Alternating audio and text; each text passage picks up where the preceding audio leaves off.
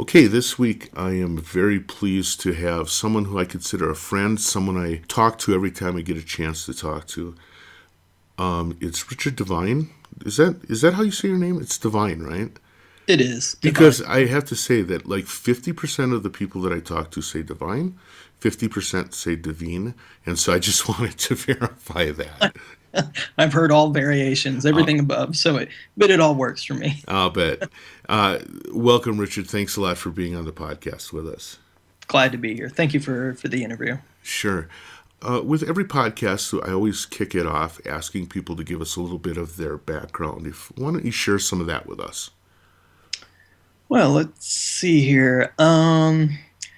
I guess my background, I've never went to any sort of proper school for music or sound design or, um, I guess the earliest formal musical training I had was I had piano lessons. Going back at around age 8, and that was purely because my mom wanted me and my brother to do something other than ride BMX bikes and play in the creek every afternoon, which is, and in the beginning we weren't really that into learning music or sight reading or any of that stuff, which was which my basic introduction was. All that was classical music, Sure. and that was basically, I would say, that would be the starting point for me, where I was introduced to composers like Eric Satie, Debussy, Haydn, Chopin, and Bach. Having to learn these, deeply complex, beautiful pieces of music that had all these, different layers and movements and changes throughout each piece. It was basically the first basic foundation, or I guess the basic foundations of music for me, were these were the first pieces of music that I had heard at that age, and had to play these pieces over and over for recitals and stuff during that time. And it wasn't, I would say, until when me and my brother got into skateboarding, when we started to get introduced to newer forms of music like hip hop and thrash metal and early punk music. That's when our brains kind of got exploded into this whole different area that kind of came along with skateboard culture. And it was kind of cool because for me, it was sort of like this whole DIY aspect. A lot of these bands were just these garage punk bands. They kind of formed together, a group of friends, and started making music. I love that idea, just kind of the rawness of punk music, and even hip hop in a way was kind of had this raw, do it yourself bedroom sort of style approach. Right. And Right. I was just always intrigued by that, and that you could just do that all on your own. And so yeah, I think going really really far back to the beginning, those were like my initial beginning points. And along the way, I just, from those forms of music, I started to discover other forms of music like early electronic music, electroacoustic, avant-garde, noise, techno, electro, house, you name it. I'd say you're going from that point. I started playing other instruments, drums, bass, and then I actually in high school tried to start a few different bands with friends, and it never worked out. I would always run into a situation where our drummer couldn't meet up for practice, or our guitar player was fighting with his girlfriend. He couldn't meet up that afternoon, and it was constantly this battle just to try to, you know, to make music. Like, I had friends that were really serious about wanting to make music and wanted to get together. Then I had friends that there were other things that were more important. So I was like, you know what? I'm just going to buy a drum machine. Oh, nice.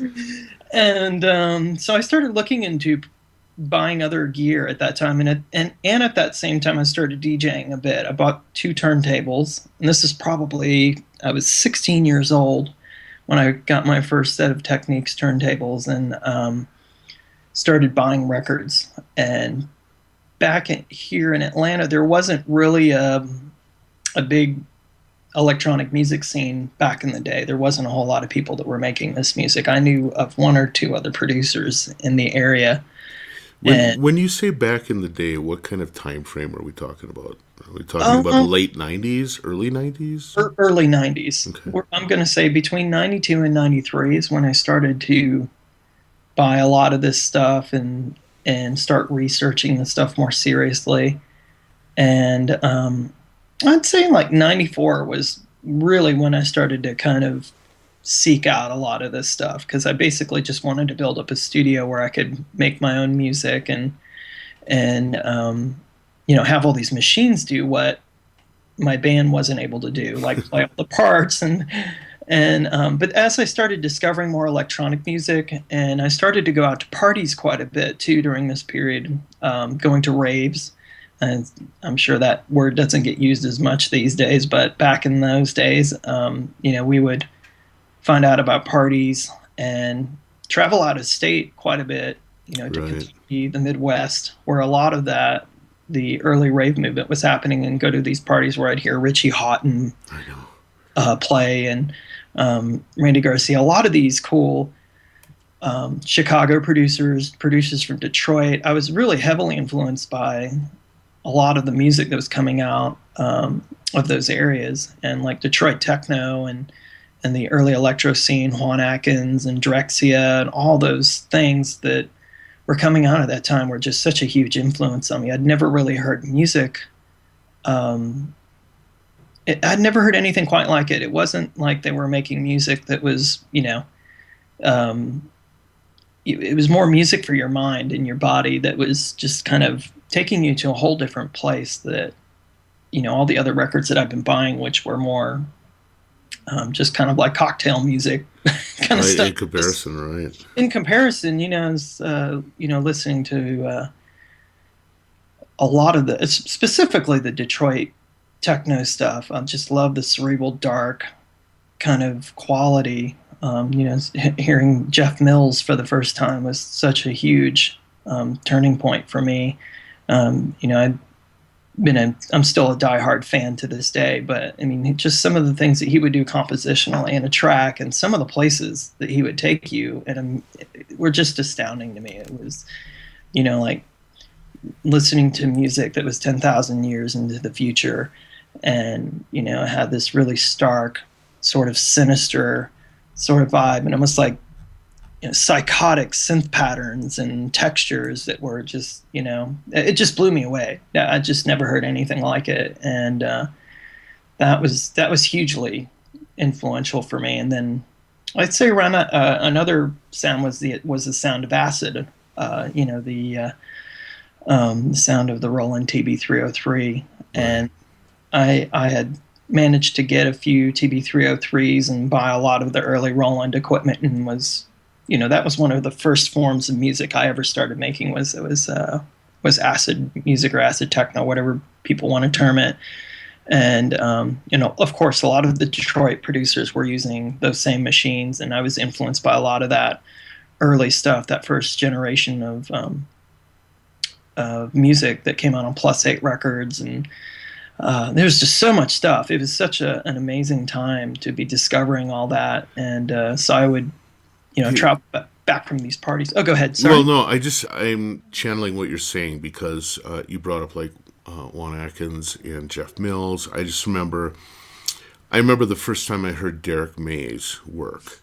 I couldn't stop listening to it. It was literally, there have been a few times in my life where I would hear something and all of a sudden the whole rest of the world had to stop while I'd listened to this thing for 30 times in a row.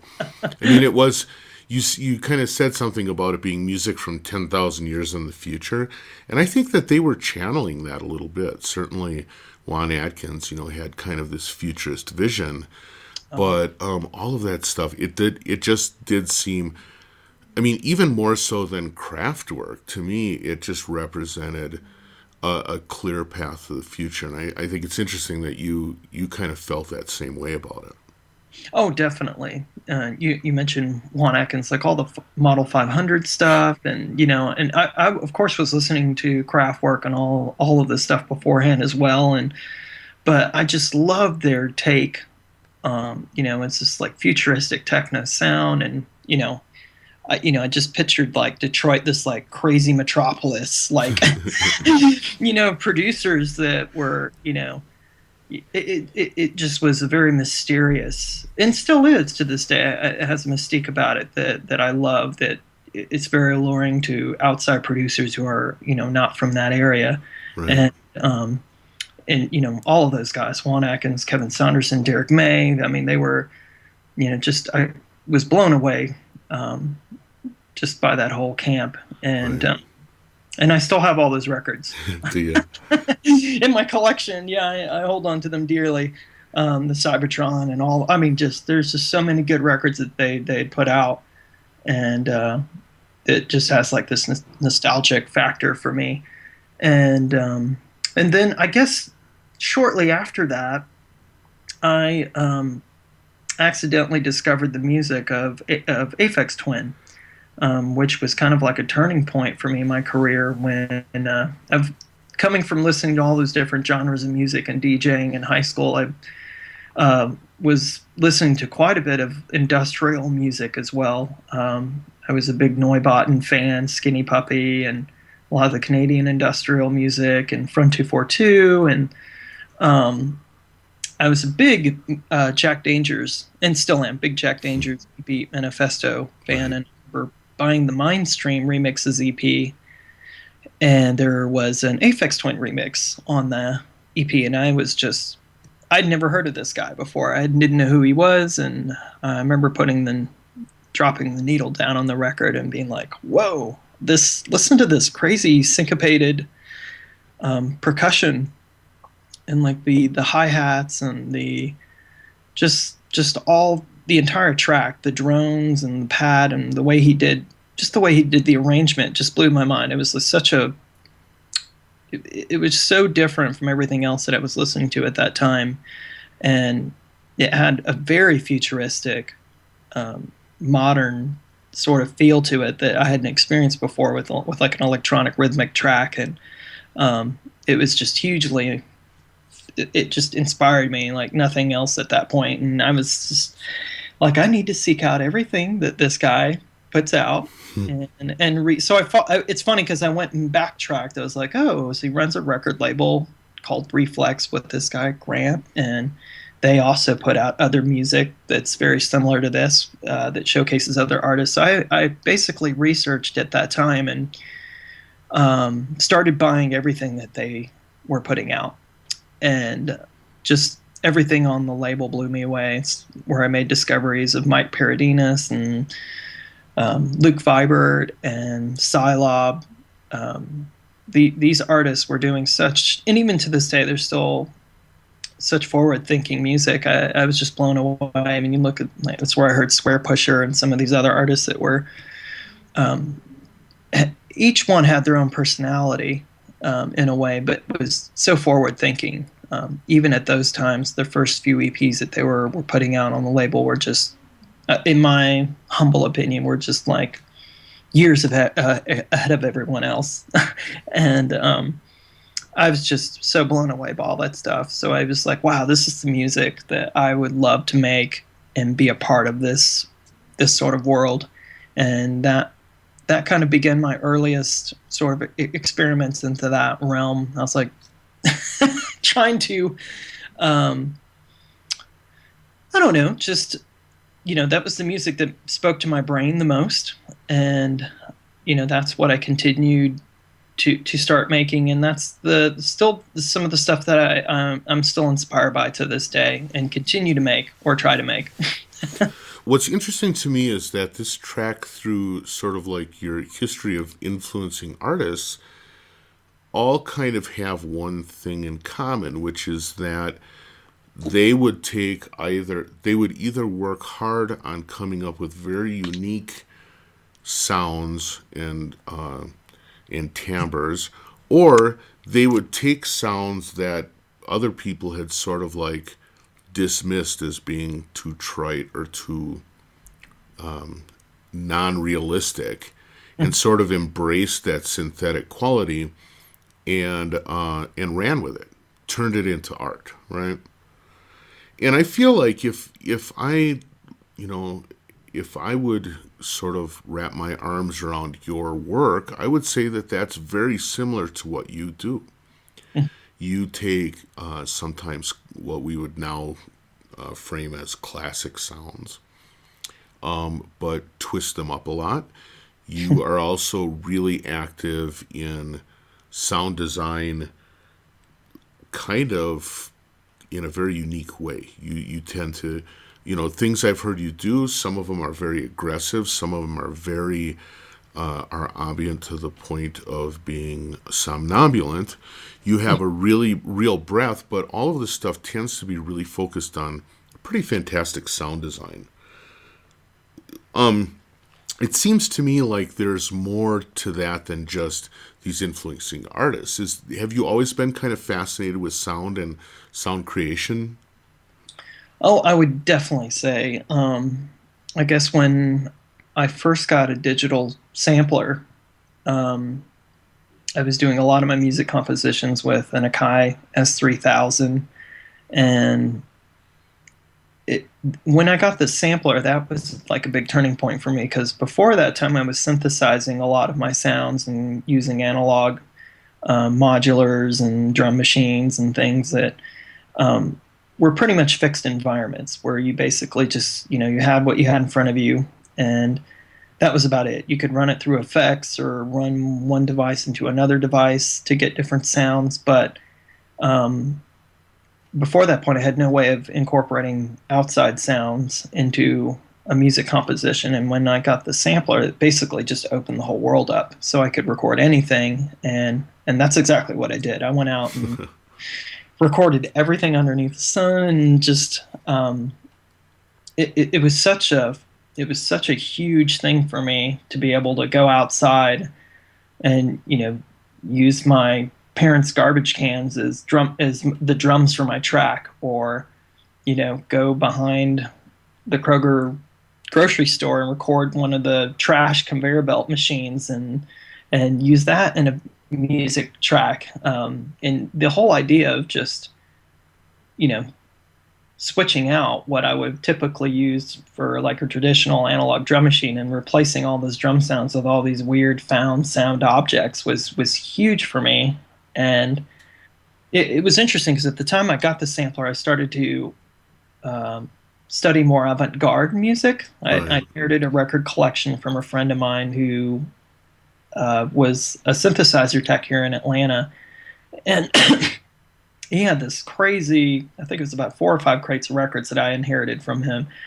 And this is where I discovered the works of Todd Dockstader, Xenakis, and Morton Subotnick in particular, which was another artist that I had no knowledge of prior to this time. And when I had gotten Sidewinder and Wild Bull, Yeah. it just blew me away. I'd never heard music that was so organic and free, and I had no idea how he created it. For coming from me listening to music that was so linear based, that was so much on a grid, using drum machines and hardware sequencers, it was like the polar opposite end of the spectrum. It was electronic, but the timbres and everything almost sounded like little organisms growing and multiplying, and then the gestures were so free. It was almost like he was painting these particles onto a watercolor bleeding page that were where the colors would bleed into each other, and then it just fascinated me. I was just so blown away by that, and I really started to kind of pay attention to sound more, not only within the synthesizers and how I was using the synthesizers, but also with outside found sounds, how I could incorporate the sounds of nature or machinery or ambiances into my recordings, and try to use those more creatively, to come up with new things, and to kind of put the listener into these different spaces. And I just thought that was such a cool thing. And Well, it seems like there's a bit of serendipity there too, to have the background in synthesis, to come into sampling, but also then to fall into what amounts to a complete music education in 4 crates of albums Hmm. sounds like a pretty amazing bit of timing as well. Oh, it was. I mean, You were I, ready for it, huh? I was ready for it. I mean, I'm always a sponge. I always tell people that I love absorbing new music and knowledge, and but I mean, when I heard Stockhausen for the first time, or some of the John Cage records that were in there, I had no idea. It was basically the most educational experience I could have had at that point in time, and it was really funny because it made me realize that the music that I was listening to at that point in time, which I thought was so advanced and futuristic, was actually not. There was a lot more futuristic ideas that had happened like 30, 40 years prior to that, where, Right.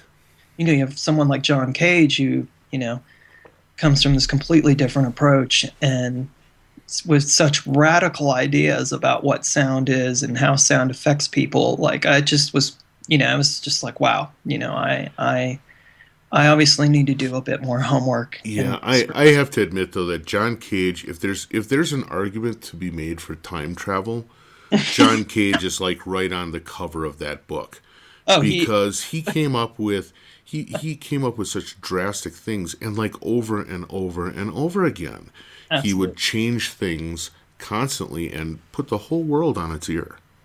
Oh, absolutely. I mean, as far as like non-standard use of musical instruments, he's like the guy. And I was already sort of toying around with those concepts, but I just didn't know that there was people before this time that were already taking these ideas to the most radical levels. This sort of the idea of playing with chants, Right. controlled music, the aleatoric approach of just these radical ideas that I'd been dreaming about, but then now after discovering John Cage's music and going back and listening to the Variations series and all these incredible records, I was like, wow, I just, the thing that I need to take away from this is just to learn and to understand and to find the wonderful things about this, and hopefully try to incorporate some of these ideas into my own music and sort of fun, interesting ways. And it did. All this stuff was so influential on my sound. I think for people who know about John Cage and some of these artists, they understand. They'll hear my music and like, we understand, Rich. Right. We understand where you're coming from now. Whereas people who haven't studied some of that stuff have a harder time understanding some of my stuff. They're kind of like, oh, you just plugged a bunch of junk in and you hit record, and I can understand. I mean, people come from all different perspectives and backgrounds where they may have heard or may have not heard some of these composers and some of their works, and I find that to even be more of a common thing lately with the newer generation of people getting into electronic music. You mentioned some of these names and they don't know what you're talking about. Like, oh well, I know Skrillex, but Right. But the flip side of it is, I wonder if I think that a good trail of breadcrumbs is being left. The current generation talks about the previous generation, which talks about the previous generation, and if you're really into it, and let's face it, not one out of every 100,000 Skrillex fans is going to become a serious about music study, but the breadcrumbs are there, I think, for people to follow it all the way back to Stockhausen. right. We hope. I hope. Yeah. I mean, so So now it's one of the things I would say about your work is that you do this. So you have these influences from sort of like the classic electroacoustic world. You also have influences from Chicago and Detroit and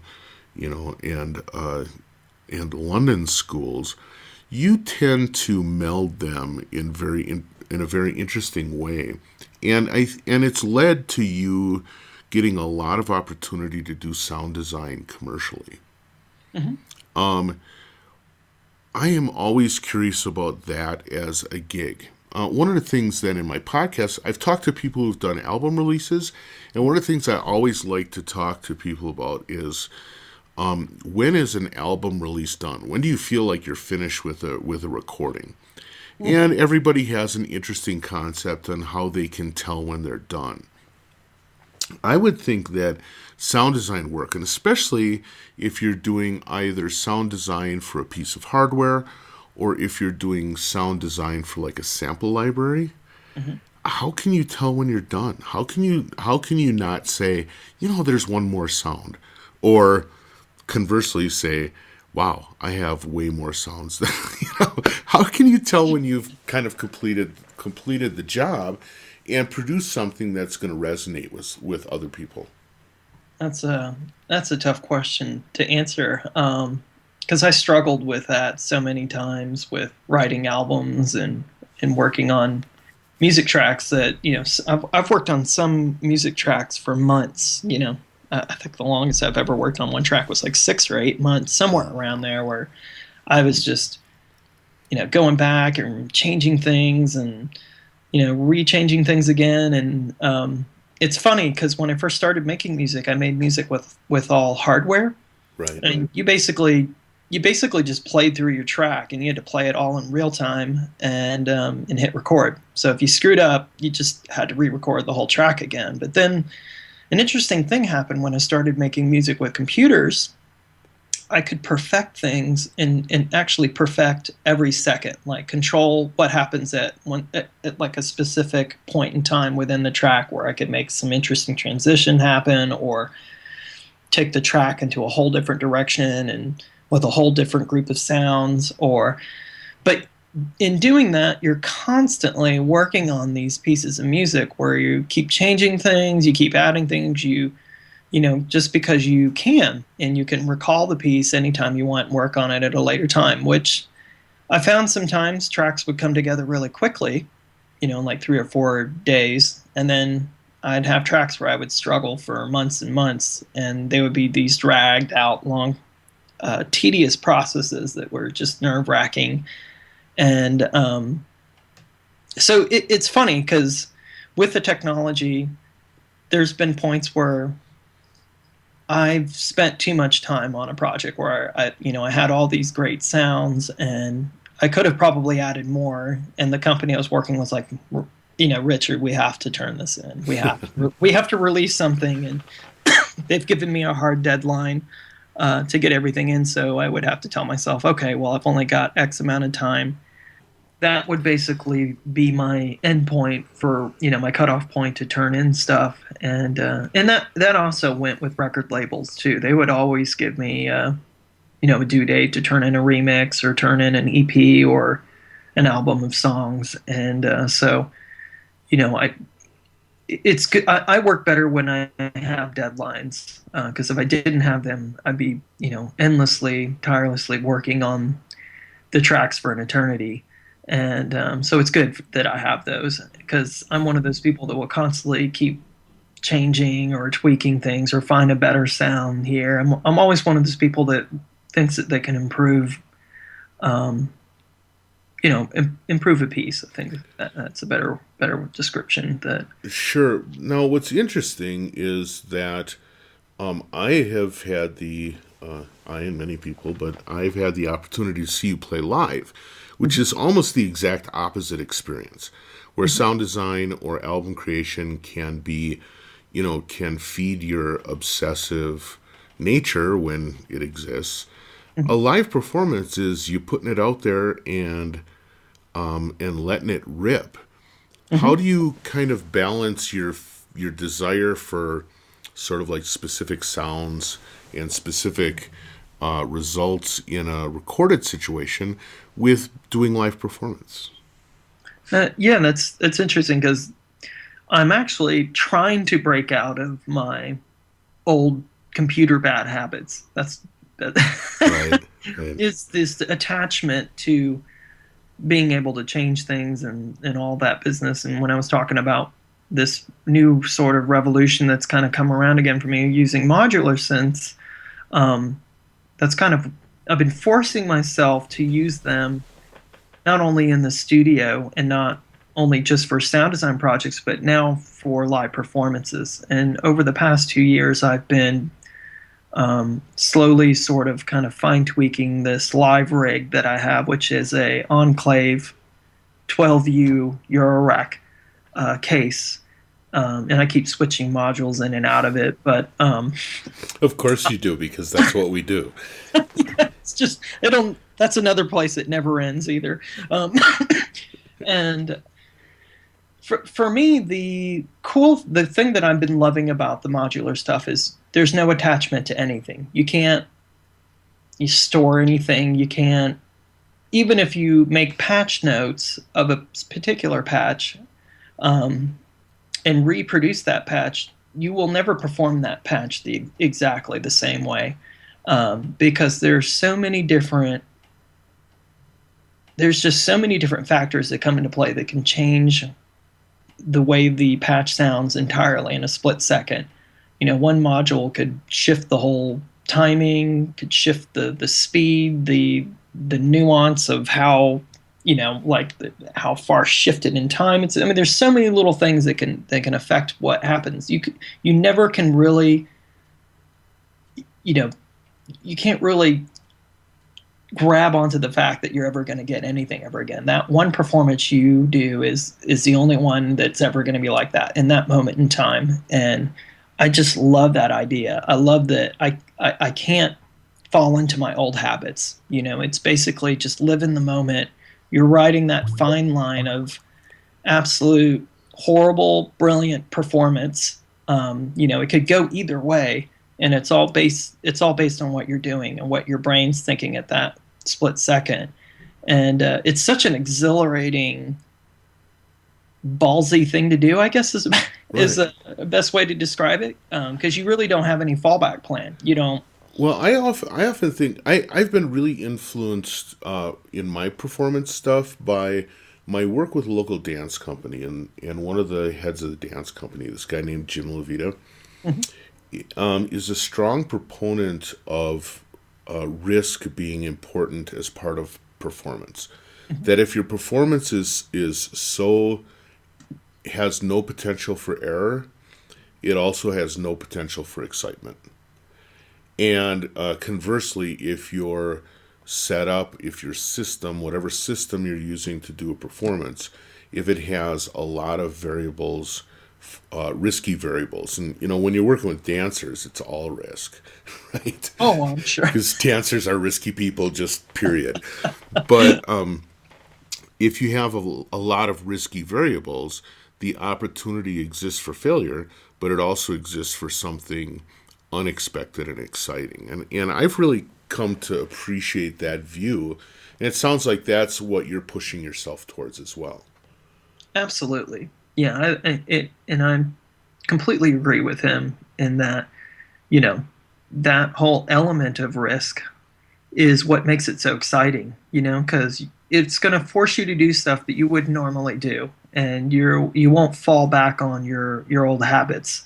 And I was doing that a lot with my performances on the computer towards the end, where I was just, you're more or less just playing digital tracks and manipulating effects and maybe resequencing stuff, but you're not really, at least with my performances, I wasn't really taking, huge risks. I was just perfecting the show I had already set up and improving certain breakdowns or builds and stuff. And I still had fun doing them. I think they were really cool, but there was not that element of, oh wow, everything could just fall to pieces at any second. You just don't have that feeling in the back of your mind. Everything's just right there in front of you. You can see, you could see all the tracks, and you could change anything at any second in the computer. If something wasn't going the right way, or if the crowd wasn't feeling it, you could immediately pull yourself out of a mix. Sure. But with the modular, you're pretty much you just have to go with it. It's like riding a wild bull in front of a bunch of people, and wherever that bull takes you, you just have to kind of just go with it for a little while and hope that it turns out okay, and that you don't fall flat on your face. But or if you do, you at least look good doing that. So. They're like, yeah, that guy, that was crazy.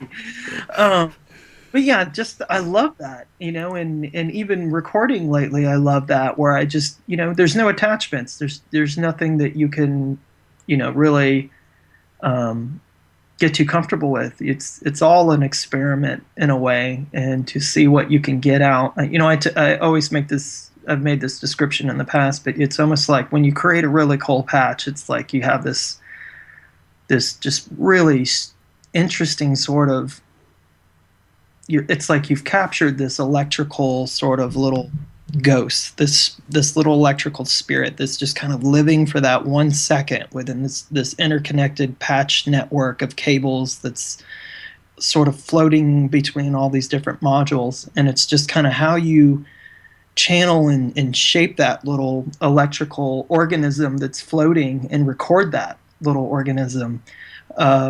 Is how I look at these like little modular pieces and patches. I think it's just such a fascinating, organic way of making music. It's kind of like making music with nature at one of the most basic elements, and seeing what happens, because it's it just fascinates me to no end. And I've been finding that taking that idea to like a live setting is really exciting, and it there's been some great shows and there's been some horrible shows, but there's been lots of really cool discoveries, and I've been, making lots of improvements with every performance, and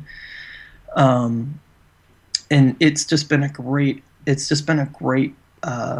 journey so far, and I'm going to continue to keep playing with the modular system, at this point in time, and just see where it goes. And I don't even know where it's going to go, but Sure. Well, when the last couple of times I've seen you perform, it was still when you were doing primarily laptop and manipulation of digital tracks on the laptop, and you had some very particular things that I think were your performing style. Some of it was a lot of interaction with the crowd, which is kind of rare for the laptop crew because most of them had their nose planted on the number 6 key on their keyboard, and you'd never see their face at all, right? But additionally, you did a lot of like digital freeze manipulation and stuff like that. You were one of the first people I saw that really did a lot of that in performance. It was really exciting.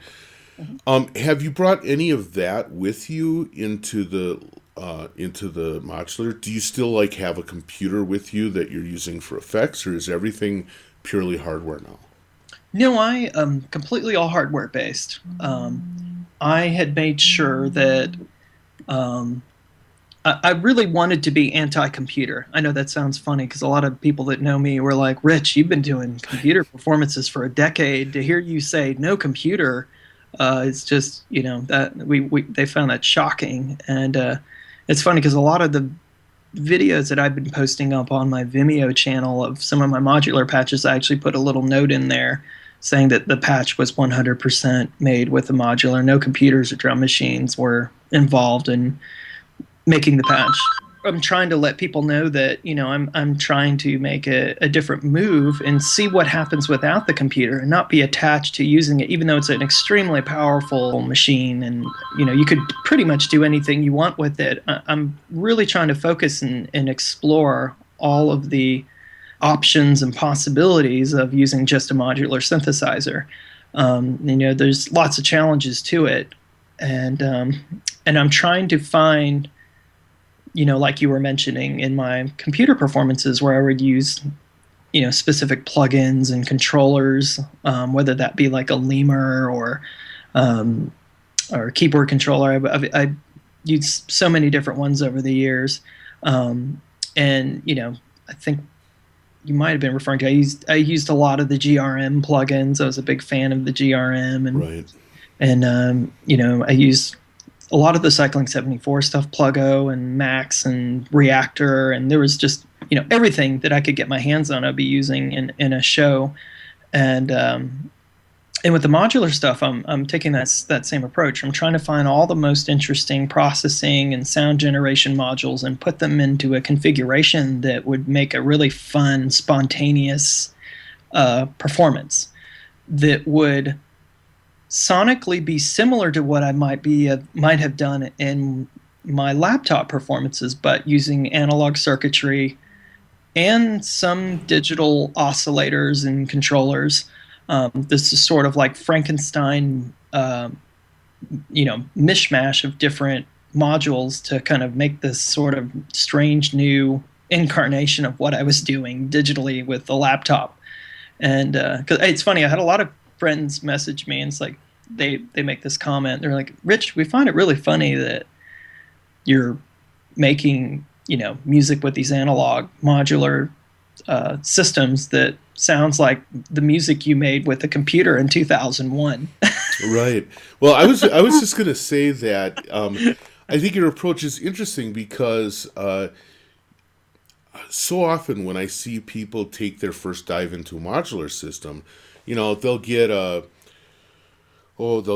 make noise DPO and a maths, and they'll hook it up and they'll do the thing that kind of sounds like an FM patch in a blender, and it sounds, or they'll get three oscillators and a ladder filter, and they'll sound like Tangerine Dream from 4 decades ago. And in both cases, what you see is that they become consumed with doing the things that the module does, rather than doing the music that represented their voice. And it seems like you're taking a different approach that is specifically about maintaining your voice and finding the module tools that make it happen. Absolutely, that is. I think that's key. I've actually said to a lot of people that were whether they were doing sound design or working to become an electronic musician, I think that it's extremely important to have your own voice and your own sound that you can identify with and that other people can identify with. I know my sound isn't the next big thing or the hippest thing in the world. There's a lot of criticism that comes with the kind of stuff that I was creating in the whole the IDM experimental electronic scene. But I mean, it's the music that spoke to me. That's the stuff I love. It's the stuff that I continue to make, and I'm trying to make, the newest incarnations of that musical style that's influenced me so much, that I still find to be fresh and interesting, even in today's standards. And and even with the modular stuff, I tried to convey my own voice and my own style and approach. And it's funny, I've gotten lots of comments of people said it's like, Rich, even when you do stuff on the modular, it sounds like you. It's unmistakably your sound. They just find that really interesting that it somehow I'm able to get that out of those machines. And but I think that's what I feel that's what an artist should do. I think it should just be an extension of their personality and what they're trying to convey artistically. It's just like an artist with a paintbrush. And I see no different the modular or the computer or any instrument. It should just be an extension of you, and it should just be a channeling device of some sorts that just kind of channels your emotions and your artistic sort of creativity. And that's always how I've looked at all these tools and all this equipment and gear, like even a drum machine or just like a synthesizer. I still, even at that point when I'm designing sounds for like a keyboard, I always try to put my own personal sort of touch on those sounds, or they will all have some sort of edgy, interesting sort of timbrally changing quality to them. That I try to put always a little spin on things to kind of give it that little that little extra something that says that, hey, this is Richard, and I don't know, I find that to be hugely hugely important as well. I think it's important because it's what separates your work from just like archive work. I mean, the fact is, I've run across your patches on so many things, and so often I'm drawn to the work you do because it often has either an idiosyncratic like performance characteristic, or like if you play it at just the right release time, then all of a sudden it blooms in a way that's completely unexpected. I tend to think of your work as having that, even when it is something like your work on the Way Out Where Time Warp 2600, which is one of the places where I remember being just entranced by your sound design work. Oh wow! Well, thank you. All the years of owning an ARP 2600 paid off that one time. Good point. Good point. So, I still have my 2600 actually here. I love it. Let's talk about some of the practicalities of working with modular systems, because I know from going to synth meetups and different people I interact with, they'll know that I work with a modular. They'll see me work with a modular, and so often questions come up, and it's that they can't imagine, first of all, you not being able to reproduce something later. I tell them literally, when I turn the power off, if I turn it on again, it's not gonna sound the same, or it's not going to have the same timing characteristics. Or if I accidentally bump a knob, the whole thing goes in the toilet. Right? When you have the responsibility of getting in front of a crowd and doing a performance, first of all, do you pre-set up your modular, or do you start with a blank slate? That's interesting that you bring that up, because just recently at the NAMM show last weekend, I did a couple performances on a modular. And I used to actually, this summer I was traveling around playing shows with my case, and I would travel with the patch. I travel pre-patch, so right. And it was basically, I would do that only if I knew that I was going to be arriving in a venue and wouldn't be having a lot of time to set up stuff. So I would try to pre-patch as much as I could ahead of time and then finish patching during a sound check there. But recently I've been trying to take a different approach where my show last Friday night in Los Angeles, I actually showed up with nothing patched. I had no plan what I was going to do. And it was kind of scary because everybody else was, of course, totally prepared. They had spent, I had friends they had spent all week on their show. I had another friend of mine who showed up who had pre-patched his entire patch and had been practicing it all week. Another guy that was there who also had pre-patched, but was using a computer. So he was leaning more on the computer for his performance, less on the modular. Sure. And I basically was standing there setting up with all the guys, and I'll never forget the look on my friend's face when they saw me open my case up. They're like, "You don't have anything pre-patched?" I'm like, "No, I'm actually going to just see what I can patch up right now, and I'm going to try something different tonight and see, basically whatever I patch right now will basically be what my performance is tonight." And thankfully, the show went very well, and it was very spontaneous and kind of, totally last minute, nothing planned. I kind of was like, I'd spent probably 45 minutes setting up the patch, all in headphones. I didn't even do a level check or a line check. I basically, set up stuff as good as I could in the headphones, and then when it was time for me to play, I just basically brought up the volume and just said, "Okay, here goes." It could be bad. It could be, I don't know what's going to happen here, and but it worked out really cool. In comparison to my patches that I was, that I had practiced through and pre-patched, I found I had more fun with this performance, where I didn't have really any plan of what was going to happen. I just kind of interacted with the crowd and kind of, just used the energy that was in the room to kind of, force the changes and the evolution of what was going to happen.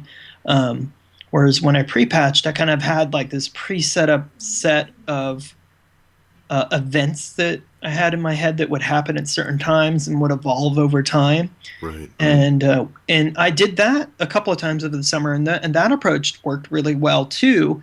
But I soon realized that even pre-planning a patch like that and pre-patching it and then going through the notions and changes in your head, you still will never perform it perfectly. It will still be it sometimes I would perform the same patch, and I had friends that went and saw me play a show. At one saw me perform the exact same patch, and another sent me. They're like, "Rich, that patch was so sick. It was totally dynamic and crazy." It's like, wow, it was the same patch, but there's so many things that will, influence or change the way that you perform it. And like you said, one knob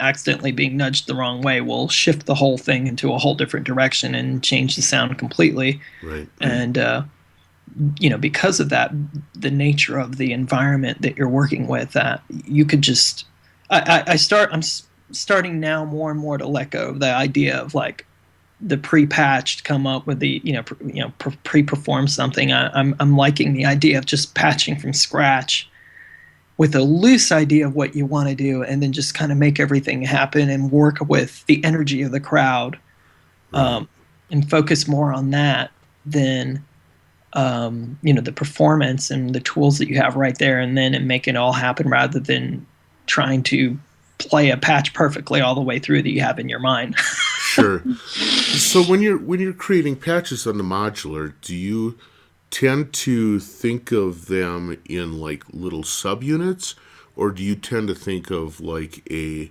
signal flow from front to back as it kind of winds its way through the modular system?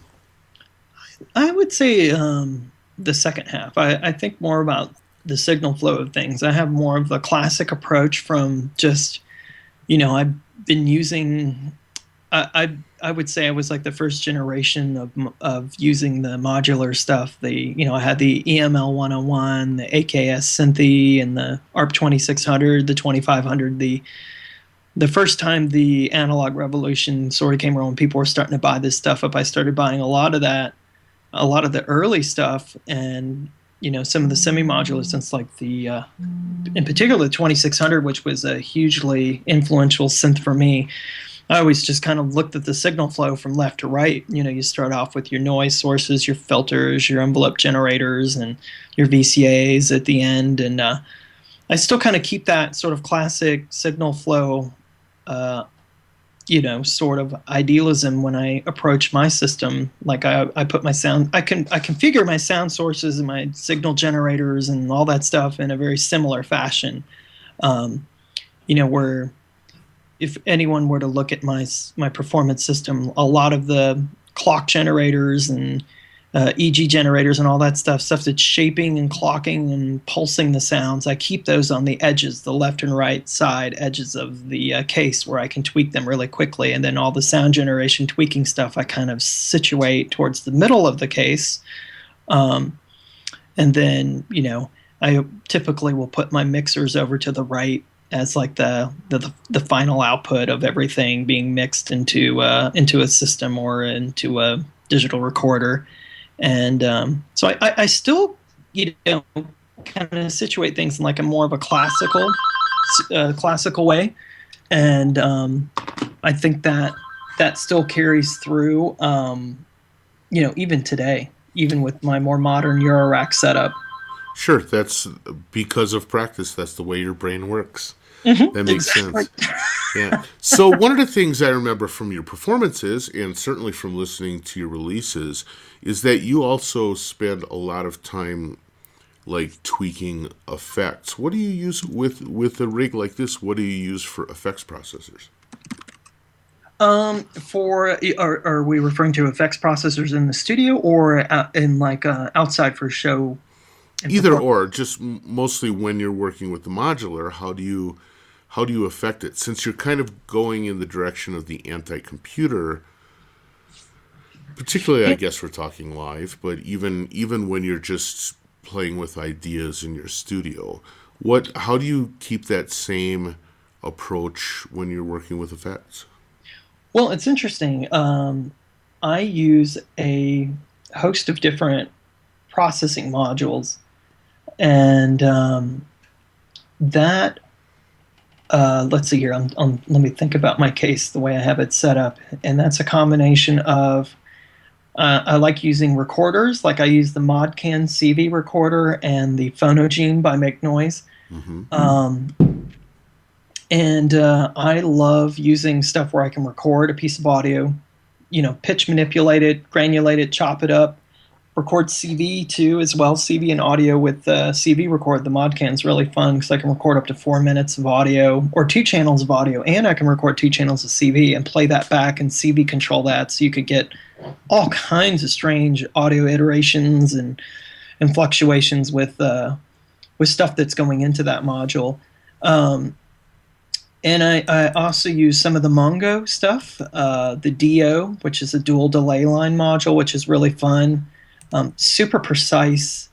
I'm using that with a macro machines expander, which is able to store different states of that module, and you're able to CV control through those different stored states and then manipulate the A and B delay lines, which gets into all kinds of crazy car plus strung synthesis type sounds and really crazy sort of self-oscillating feedback type sort of sounds. I've been running a lot of my percussion stuff through that to do delay processing, and so I use that and the synthesis technology, the resampling mini delay quite a bit, and I'm trying to think what else. Oh, with the Echophone. Tom Erb's thing, right? Tom Erb stuff, and and if I try to do a lot of that fun stuff within the case. I have those effects modules that I send a lot of the audio into, and then I have a couple of pedals that I use as well. Because I had played around with the idea of using the laptop as an effects processor at some point, but then I was like, you know what? I don't want the audience to confuse, because I've had such a close connection doing laptop performances. I don't want them to misinterpret what I'm doing and like, oh, he's using the laptop more than he's using the modular, And I was like, you know what? I've never was a really big pedal person, but maybe it's now time to start looking at using effects pedals in the setup.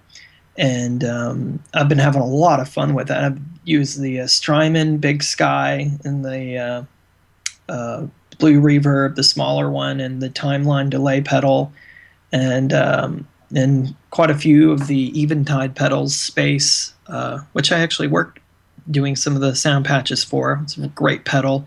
And I'm really digging the Red Panda Particle granular pedal, which is a small little white pedal that does granular chopping and slicing and pitching, and it's got several cool different modes that add lots of interesting extra sort of granulating gestures to the signal.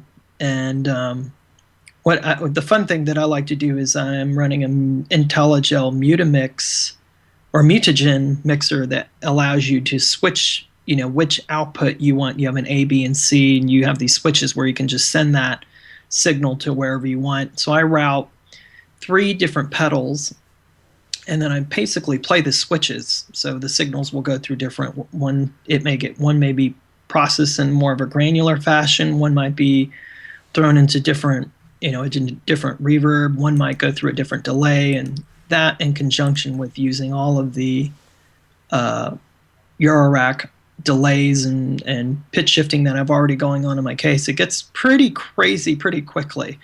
And it's just so much fun because you're constantly just playing switches and tweaking knobs and stuff and finding these cool little pockets and really interesting little texture spaces, as I call them, that are kind of fun to play with.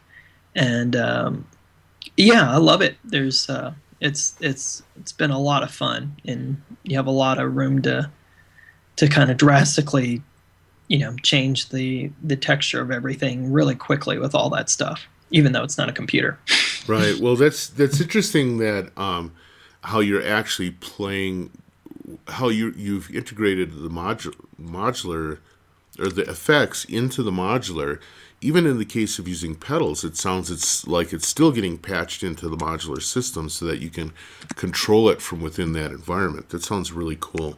Yeah. Oh, it is fun. It's a lot of fun. And I think that, there's, like I said, there's not much you have in the way of like storing everything that's all separated out, but it makes room for a lot more improvising. You just kind of you just kind of go with the flow of things and use what you have in front of you and just kind of coast it out. Right. Well, I have a great story about the whole thing with having people watch you use the laptop and making assumptions. I did a show. I had written this piece, and I did a show where I was using the laptop as the effects processor, but I was in real time patching a large format modular. So I'm just like chunk, chunk, chunk, plugging stuff in and going.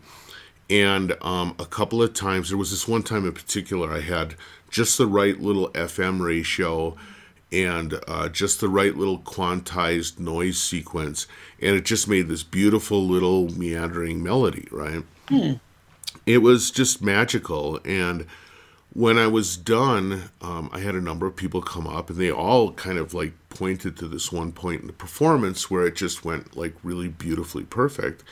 And they were like, so I know that was pre-recorded. What else in your performance was pre-recorded? And I just wanted to cry. I was like, man, didn't you see the big pools of sweat under my arms as I was trying to patch this stuff together? This is crazy. But yeah, I think I think you're really being savvy about making sure that the people that are watching you play understand what's going on. I Absolutely. think that's a really important part of performance, and it's something you've always been really particularly good at, I felt. So it's I've used up an awful lot of your time already, and I'm going to try and wrap it up. But I would like just ask you, what'll probably be an unfortunate question, which is, cast out 10 or 20 years from now, where do you see things going? I mean, you're sort of tapped into the music industry and the MI developments and stuff. If you had to imagine what things are going to look like in 10 or 20 years, what shape do you think that they have? It's an interesting question. I'm not, I think right now, like, I think with a lot of people, they were on the same journey I was, where we're doing everything in the computer and we're going kind of back to our roots again. We want to play with knobs and play with keys and faders and stuff. I don't know if we're gonna ever really get away from that physical connection with an instrument. We actually have to touch and play something. And there was still a deal of time where we were using these touch screen controllers. I mean, I know I've been using the iPad a lot lately, and there's a lot of great stuff and fun things are coming out. But I think even more so lately, people are going back to this physical aspect of things, the physical connection of playing with an instrument and tweaking things. And I don't know if we'll ever lose that. I think the things that'll happen is we'll get more advanced processing engines and tools behind those interfaces that will do more complicated things. You may see some variations in controllers and new things coming out that, might be some. I mean, who knows? Who knows?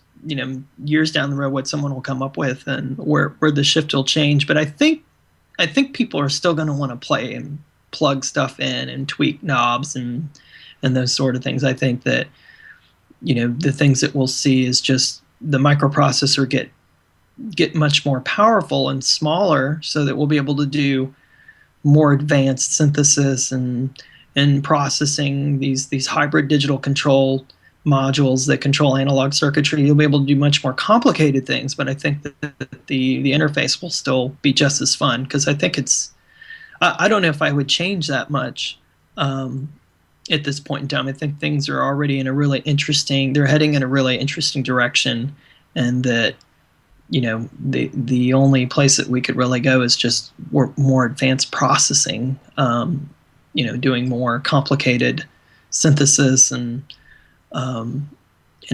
sort of like higher audio bandwidth, 2496. I know some of the modules are already at 2496 now, some of the digital oscillators. So we're already getting to the higher bandwidth of audio. But I think that as we progress, the computing technology is going to be shrinking and shrinking and end up in some of the hardware. Now we're going to have all these, I'm using this Nebulae module that you can run C sound score files off the card now as in your module. I think that's crazy. I never would have, foreseen that. Right.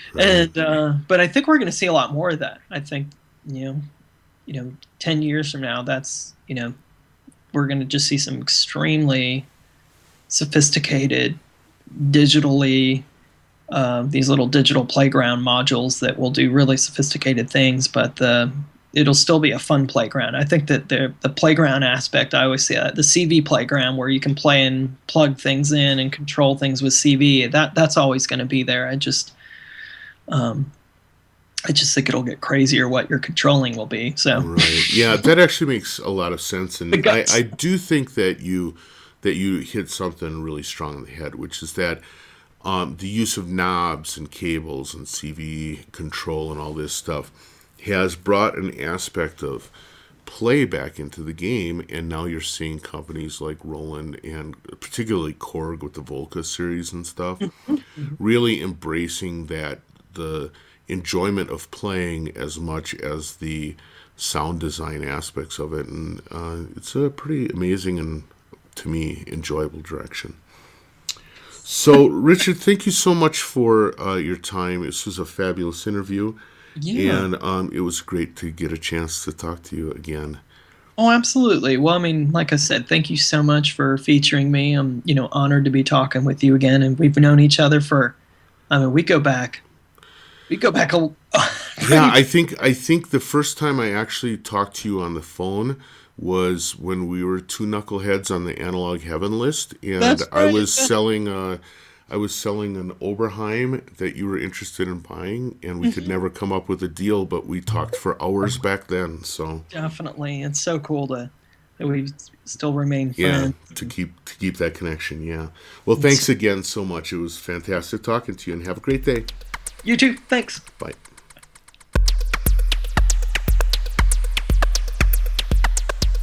And there you have it, another one in the bank. Thanks again for listening to the podcast. Thanks a lot for sharing it. I'm getting a lot of really interesting feedback from a lot of the listeners. Also getting some tremendous listenership numbers. But please do me a favor, if you have an opportunity to share this with friends, blog about it, put it on your WordPress feed, whatever you get a chance to do, please help us out with that. Hopefully we're going to continue with some really great interviews over the next few weeks, next few months, next few years, whatever. Until next week, thanks a lot, and do great work.